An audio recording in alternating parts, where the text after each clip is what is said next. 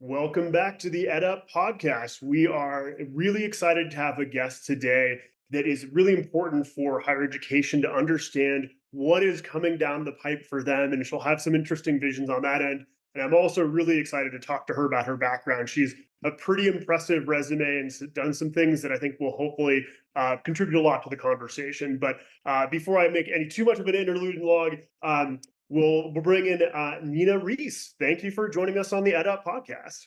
Thank you so much for having me.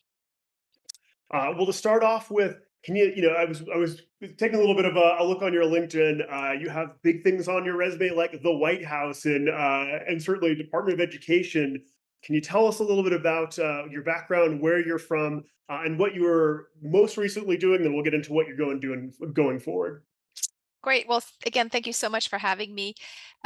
So I was born and raised in Iran, left Iran after the revolution in 1983. So it was a few years after the revolution, left Iran with my family. My dad actually was educated in the US, came here as a Fulbright fellow, and got his doctorate and postdoc in the US. So he had received a job as a professor at Virginia Tech. So we moved from Tehran to Blacksburg, Virginia when I was 14 years old.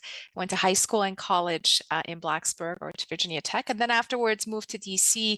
I was very interested in the public policy arena and started working on the Hill. And then one thing led to another. And eventually, when I was 30 years old, I was offered an opportunity to work at the White House, which is a really big deal considering where I was born and raised and how at the time also because I was interested in education policy, there was no one better to work for than President Bush, who was not only interested in education, but the first legislation that he introduced was HR 1, the No Child Left Behind Act. After the White House, certainly 9/11 had a huge impact on that administration's work, at the White House. So I moved on to the Department of Education to run a new office created focused on innovation. And I oversaw about 25 grant programs that not all of them were super innovative, but the most innovative one was, in fact, the charter schools program, and different pathways to get into the profession of teaching and leadership and whatnot. So I was there for about, from 2002 from 2002 until 2006. And then after that, I joined the private sector. I worked for a holding company called Knowledge Universe that had purchased a chain of childcare centers and other ventures, some of them in higher ed. I experienced what it was like to work in the for-profit sector for about 7 years before coming to the job that I just left, the National Alliance for Public Charter Schools, which was the advocacy arm of the charter school movement. And I was there for about 12 years before leaving it. So one thing I just want to mention to you, since you guys dabble in the higher ed field, is that my daughter is now in college, and first year freshman just finished. And we moved to this country primarily because of the quality of its education system and primarily because of the quality of its higher ed system, which is the experience that my father had when he was in this country. So excited to field your questions and talk more about my background, but also about the future. Absolutely. Well, first of all, congratulations. It's a huge milestone and a very fun time. What are you doing with your time now that your kid's out of the house? Well, yes. So, you know what? I'd been at the National Alliance for almost 12 years when I stepped away from the leadership role. Usually, after 10 years, you start to evaluate whether you want to do that particular job for another 10 years or if it's time for a change. And so, for me, having done so many different things at the federal level on the advocacy side, K-12 and pre-K, I was ready for a new challenge, and I thought this was the time to make that shift. And so I've been spending the past few months exploring different opportunities. And in the meantime, I have a few consulting contracts with different clients, both on the K-12 side, but also in different areas of the nonprofit sector. But my goal over the next few months is actually to kind of home in on exactly uh, what the next chapter is, whether it's continuing to consult or doing something full time. But one thing that is pretty fascinating to me, and I've been reading a lot about, is the impact that artificial intelligence is having Yeah. on our day-to-day lives. And the more I read about it, the more perplexed I am as to how slowly the education system is adapting to it or how they're interfacing with AI. They're thinking about it in a very traditional way in terms of it helping you with certain things, but to the extent it's going to disrupt the jobs of the future, I don't know how well our K-12 or higher ed system is really adjusting to the new world that our kids are going to step into literally in the next couple of years. Well, and I think that's a fantastic place to start. And actually, I'd be remiss at the end of the podcast. We'll also make sure that we get a little bit of a shout out of where folks can contact you, and we'll talk a little bit more about that. But let's get to the meat and potatoes of the conversation. And you jumped right into the deep end of the pool here, which is great. Well, and can you tell us a little bit more about what you're seeing that is happening with AI in kind of the K-12 space, and as you're saying, like seeing it come into higher education, and where you just like seeing the gaps? Is it a timing velocity thing, or are there like other gaps that are really opening up? Well, look, I'm not a practitioner, so most of what I know is based on conversations that I read about, Yeah, either at a conference, a virtual conference, a live conference, or in the news. But certainly, AI is a tool that's being used to tutor students, and you have platforms like Conmigo, which is the Khan Academy tutoring platform that's leveraging AI to offer high quality tutoring to students. AI has also been discussed as a tool for teachers to use to supplement and to help them in the area of teaching. But ultimately, what really needs to happen in our schools for our students to be ready for these new jobs that don't exist yet is really focusing on project-based learning and ways that students can, expand their curiosity and think about um, ways to create their own future and their own yeah, job. So rather than skills building, this sense of teaching them to be curious and to seek information and to learn is going to be more important. And I don't know how many of our schools are actually poised to offer project-based learning in a comprehensive way. So it's important for them to teach kids how to read and do math. And right now there's a huge emphasis on both of those areas. And this is yeah, something that has always been the case. You have to know how to read and do math, of course. But this other level of education, which involves really, uh, um, letting them explore and craft their own paths towards what they want to learn is not something that a lot of schools are ready or equipped to offer, and it's more complicated because the quality of the teaching and the types of individuals you have in the classroom to be able to do that is at a very different level than what our system currently has in place. So that would be the key thing that I would encourage educators to think about is how do you take some of the best in class project-based learning models and take them to scale with the understanding that it's not something that can happen overnight. yeah, yeah, fantastic. And to kind of keep going down that thread, but maybe veering a little bit more, especially into your area of expertise, for charter schools, do you think they are maybe more poised or more able to more quickly take on this technology? And forgive me, this is where my knowledge kind of falls down a little bit, which is great to have you on as the expert. Is basically my understanding of a big piece of charter schools is the ability to move a little bit more quickly, be a little bit more experimental. So, and that's kind of where my question's coming from is, do you think charter schools are kind of like maybe uniquely or more partially better equipped to like take on this challenge? Or can you just speak a Oh, little bit to that? yes, no, absolutely. And that's what I loved about the job is not only were they leaders of charter schools more entrepreneurial and able to pivot and adjust to the changes that are afoot, but also the fact that chartering is always new, is always opening the door to newcomers is one of the features of this reform that makes it possible for new ideas to come to the forefront. So its opportunity to get stale is not quite as prevalent as it is in the private sector and in the private school space or even the public space. So that feature is great. A lot of what also needs to happen is charter schools are ultimately public schools. They have to adhere to certain sets of rules at the state level around standards and accountability and testing.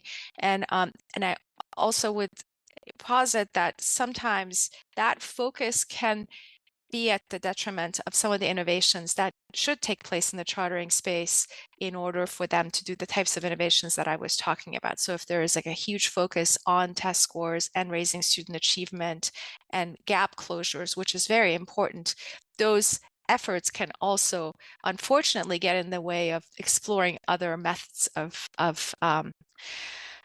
teaching students on Yeah. how to use their knowledge to explore and uh, yeah, learn new things. Instead of just learning the content, we want them to learn how to think about how to deploy what they know and be creative, quite frankly.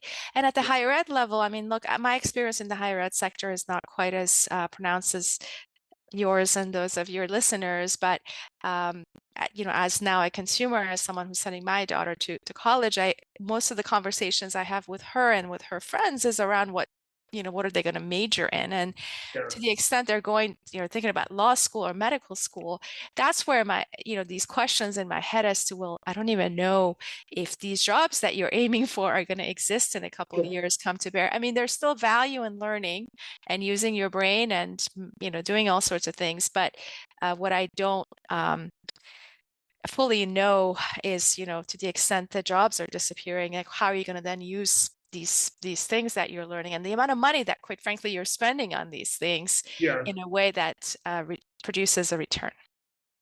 Yeah. Well, and the other thing I want to kind of continue down this road a little bit is inherently education is done a lot at the state and even more hyperlocal level. Mhm. And you had a really interesting kind of purview being sort of the national overseer of a lot of these.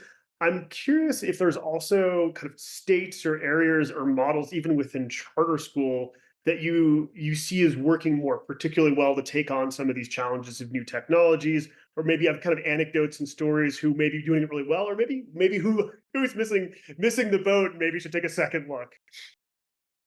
Yes, no. So Summit Public Schools is a great example of a school. Diane Tavner, who's the founder, she also has her own podcast. If your listeners haven't are not familiar with her podcast with Michael Horn, that's one place where they talk a lot about these issues. But she set out to create a school that was different, that was project based, and also diverse by design. So I would look at schools like Summit as one model of innovation that's taken place in the chartering space. Um, the other area, again, I'm not really answering your question, but to your earlier question about the uniqueness of charter schools, I mean, they have been able to come up with new ways of teaching, primarily because if as schools of choice, they have to cater to the needs of their communities. So Yeah. here in DC, which, a city with a lot of charter schools, you now have schools that cater to adult learners, but also have a childcare center attached to it. So, Yeah. we have a fair number of CTE, career and technical education charter schools. And so I would actually look at some of those models that are trying to do something different and explore, how to embed some of these things in those schools. Because if you're, back to basics and a very traditional model, that's that knows how to get students to certain schools, asking them to make these changes is probably going to be a little bit more difficult because the Yeah. population they're catering to, what parents are asking them to do, is going to be very different. Whereas if you are dealing with, the high school, the types of settings where students are not traditional learners, I guess you'll be Yeah. able to experiment a little bit more. Um, and I shouldn't say, I mean, there's certainly also some examples in the private sector. There are now a growing number of micro schools that have popped up, and these are very small schools. They're homeschooling settings that Yeah. grew in number during the pandemic, primarily because parents did not like what they were getting from their schools. They created their own learning environment, and they're now teaching their kids at home. And the National Center for Microschooling is tracking these models, and I think some great innovations can come out of that. Whether you can take something that's that specific and catering to a small number of students, whether you can take that to scale or if there are any innovations that are coming out of that remains to be seen. But I'm also just excited to see where that movement takes us.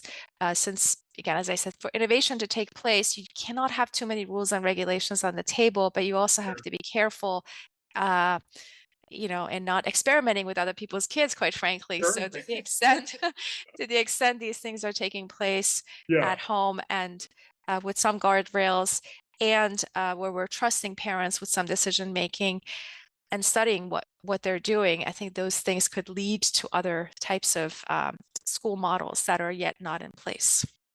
Oh, I love that. It's okay to experiment on your own kids, but maybe not somebody else's kids.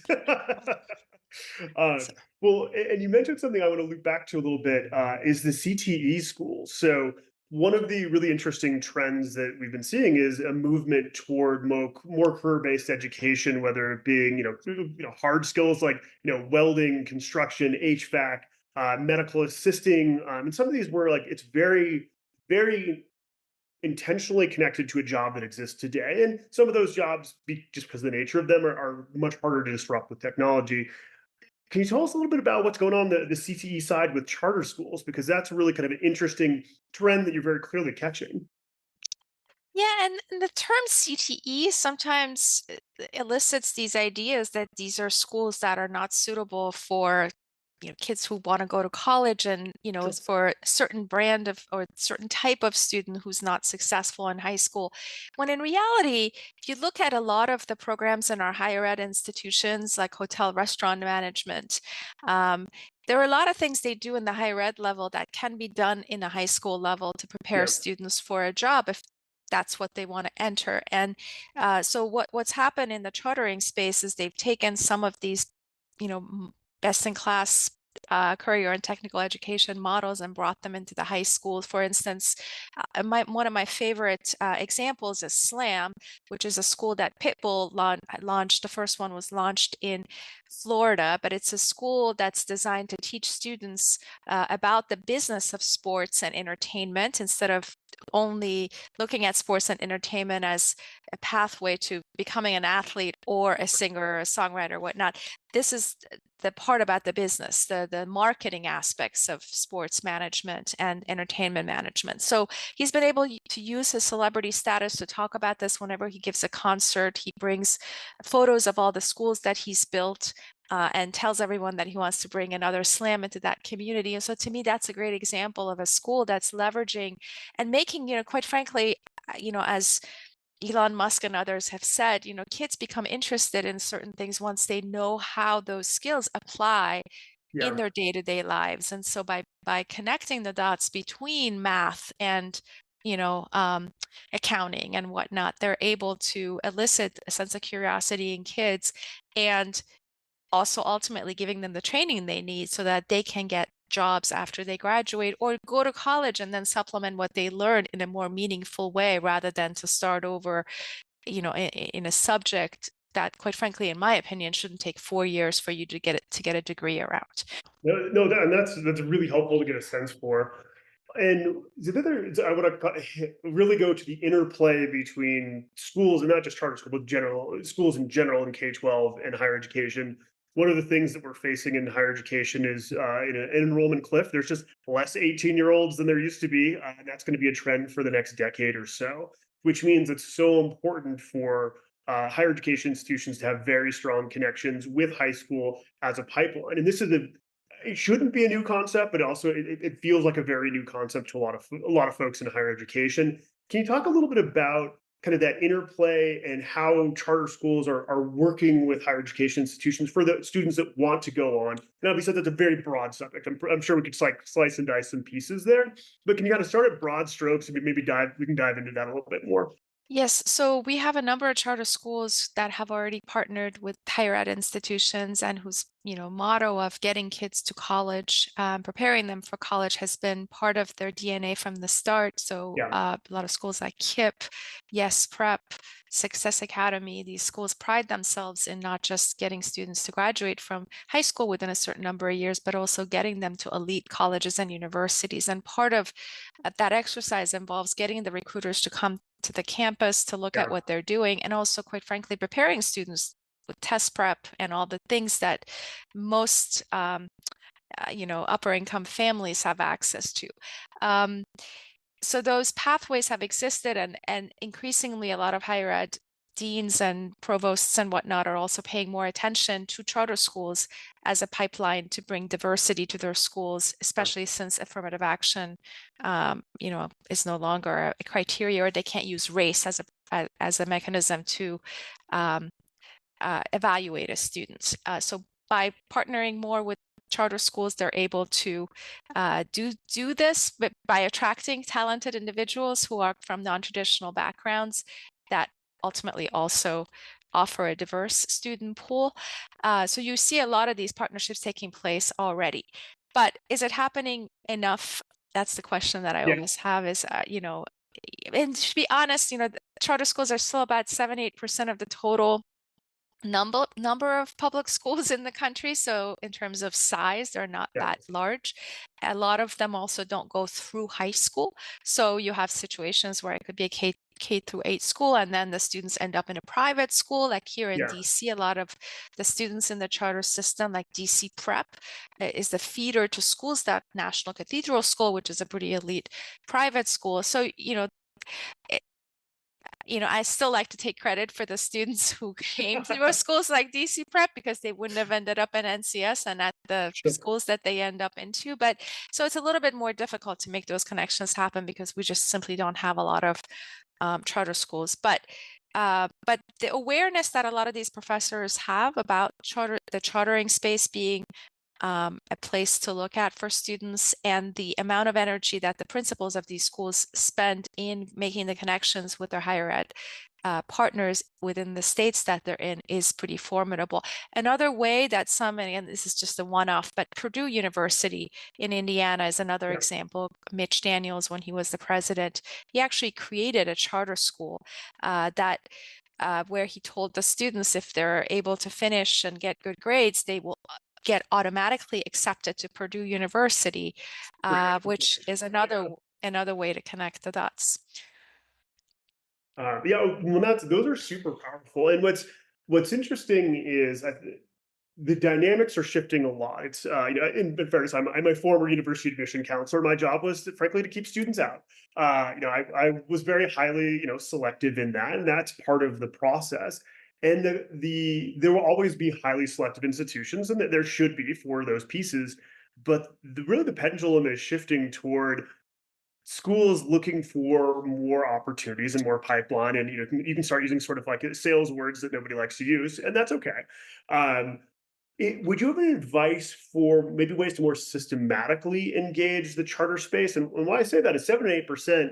If you're not already engaging that space, that's really meaningful, because we're not talking missing by 50% here. Like, schools need incremental opportunities. So are there conferences? Are there engagement places? Like, what's if you were to advise a director of admissions, where should they go? How should they engage? Well, that's a great question. And in fact, my former organization has an annual conference that's going to take place next week in Boston, the National Charter Schools Conference. Just a quick plug for Yeah, this for the conference is there's still time to register, and there's on-site registration. It starts on Sunday and goes until Wednesday. But that's a national conference, and you'll be able to interact with charter school leaders at that event. Every state also has a charter school association that has its own conference, which is another way or place for these university leaders to interface with the charter sector. But most of the interactions I've seen have taken place at the school level with these higher ed institutions. So to the extent, KIP has had conferences, I know they've done a good job in the past to bring leaders from Franklin and Marshall and Davidson and other schools to yeah, their conferences in order to interact and to understand their mission, vision, and to make the connections take place. But the state charter school conferences would be the place that I would go to if you're, especially, from a regional standpoint. yeah. Well, that's really kind of helpful guidance and advice. Well, I also want to dive a little bit deeper into charter schools, from a a trend perspective. So, kind of talked a little bit about higher education is going to be needing more students because of the enrollment cliff. What's going on in charter schools? How and like, and also give you my perspective. I have a 2.5-year-old who we're starting to think about kindergarten, what those next steps look like. What's the demand for schools and charter schools look like? how do those pipelines get built? What's that look like for the space? That's a great question. So, I when I started at the National Alliance in 2012, we used to have a report that tracked demand for charter schools by looking at the wait lists for charter schools in every Yeah, state. And at the time, we estimated that there were about 1 million more students who wanted seats in charter schools. And this is only in those places where you have a charter school and they can tell you how many students are on that list. Um, but when we did polling afterwards that explain what a charter is, do you want them in your community and whatnot, those numbers went up to 5 million. So again, depending on how you slice and dice it, the sure. reality is all things being equal, people want more options rather than fewer options. And charter Yeah, schools are one of the only ways to create pathways for parents to access higher quality schools that are free, open, and accessible to all. yeah, So demand has always outpaced supply. The other thing that happened in the decade or so when I was at the National Alliance is a slowdown in the number of new schools that were opening. And that had to do with three reasons. One of them, quite frankly, is around funding. So charter schools to this day still receive about 70 cents of every dollar that follows students to traditional schools. That's partially because they don't come with a building attached to them. yeah, So the cost of purchasing the building and the facilities costs and all that is high. And certainly the pandemic added a bit sure. of a layer of complexity to the whole thing. The other reason is the politics in some communities, the resistance to charter schools. Some of it comes from unions. In other instances, it just comes from local school boards and individuals at the local level who really don't understand why they need a newcomer and the disruption that comes with the innovation that chartering brings. So the politics in some of the communities that had the highest demand had shifted in a way that was dampening interest in newcomers to open some of these schools. And then the other piece of it has to do with just the talent pipeline, individuals who are now entering the education space. How willing and excited are they to start a school, to teach at a school? I think the newer generation is, it's going back to our earlier question, they are not thinking about one job that they're going to do for the rest of their lives. And so Sure. for a good bit of time, one of the pipelines to talent to our schools was Teach for America. And that pipeline is not as robust as it once was. Doesn't mean they're still not going into opening charter schools. But the other thing that we discovered is just the importance of always being open to newcomers to come in and getting them interested and excited about opening schools. But I would say the facilities access and the politics were two of the factors that potentially slowed down the growth. And in some markets like Washington, D.C. and other places, the question of how many charters are enough kept coming up. So my answer to these has always been, well, if you have resistance to a reform, it means your reform is working. So you should kind of seize the opportunity and double down on what you're doing. But I also think charters should grow in other communities, both because most of these communities that don't have charters in them, they don't know what they're missing, and once you Sure. have one, you get people to think more creatively about what's possible. So expanding it beyond some of the cities that where they are popular in is really important, and that in and of itself will also take care of some of the political problems, because the Sure. more people from both sides of the aisle are invested in something, the easier it is to keep it alive and well. And then for me personally, I always thought of chartering as a mechanism to take your innovation to scale by partnering with public schools. And that's one of the things that never really took off. Yeah. And I still think there's a lot of merit to getting the two sectors to partner in those places where there is an appetite to partner, because you don't necessarily, if you have a good reading program or math program, those are the types of things that can be replicated in a larger public school system. But if dialogue is not taking place, or if there's not enough research and development money on the table, it's hard for the traditional system to really understand how to replicate what a small charter school is doing. Yeah, I think that's really well said, and that's kind of was the initial intention, is to be able to be innovative, but then actually pass those innovations on. So I agree that there continues to be an opportunity there. Right. Well, I have two last questions for you. So this has actually been a wonderful conversation. So first, we'll look at your crystal ball here.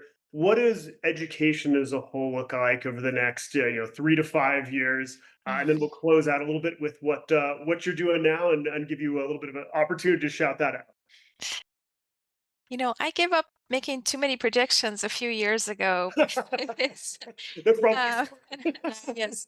Well, I would say in the immediate future, the fiscal cliff, all the COVID dollars that are drying up is probably going to be on the minds, and it is on the minds of a lot of districts and charter officials because they have to make up the gap in other ways.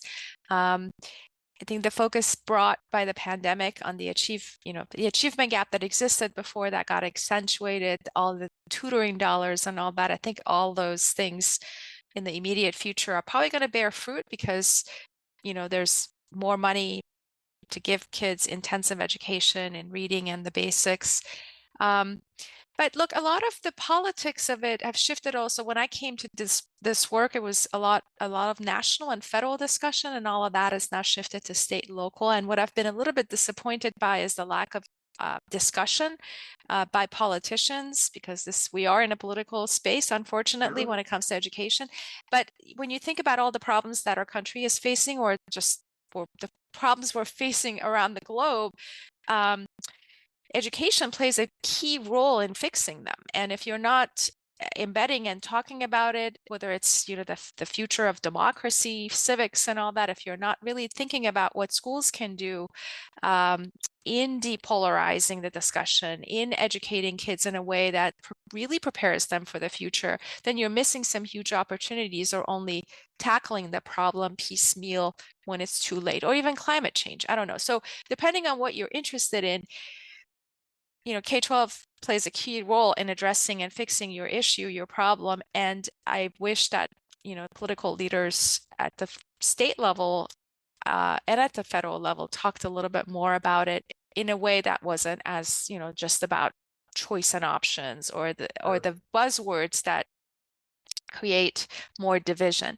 So crafting a vision for the future, to me, if I were one of them, is just to really talk about how much the investments you make in these early years yields a return in the future, and the importance of really doubling down on education and human capital, really as the key thing that's going to catapult you into the future, rather than um, addressing some of the problems that come about later, and that are, quite frankly, more expensive to solve if you wait too long to address them. So Sure. anyway, so that was a lot, but yeah, we have a debate coming up this week, so I have no idea what Mr. Biden and Mr. Trump are going to say on this issue, but we Sure. shall see. Well, and some of it fell harder on your shoulders, even a few months ago. But you now are doing something a little bit different. So I'd love to hear a little bit about that. Who should be chatting with you and reaching out to you? I'd be really curious. Well, thank you. So I'm consulting. I'm doing work with different organizations whose mission and whose leaders I admire and respect. And my expertise is in charter school policy, K-12 policy at the federal level primarily, but I've also learned quite a bit around politics at the state and local level. So to the extent people are interested in learning about the chartering sector, about the K-12 sector, or about kind of the intersection of what's happening in these sectors with federal policy, certainly, they should feel free to call me. But I'm also interested in expanding beyond K-12 and applying what I've learned in other sectors. So I know that's not a direct answer to your question, but part of my interest in leaving the job was to learn new things. So, to the extent there are individuals out there who are trying to apply or learn more about the chartering sector, but also can open the door for me to learn about, uh, other spaces, including the higher ed space, I would love to talk to them. And yeah, so thank you so much for having me. I can be, so I don't know if your listeners are on Twitter or on X or on LinkedIn, but I am on LinkedIn and on X. My handle is Nina SREES. Perfect. Well, you're talking on the right podcast here. So please, for our listeners, you have a fantastic conversation and candidate to reach out to. So my guest, your guest today, Nina Rees, thank you so much for spending some time with us here today.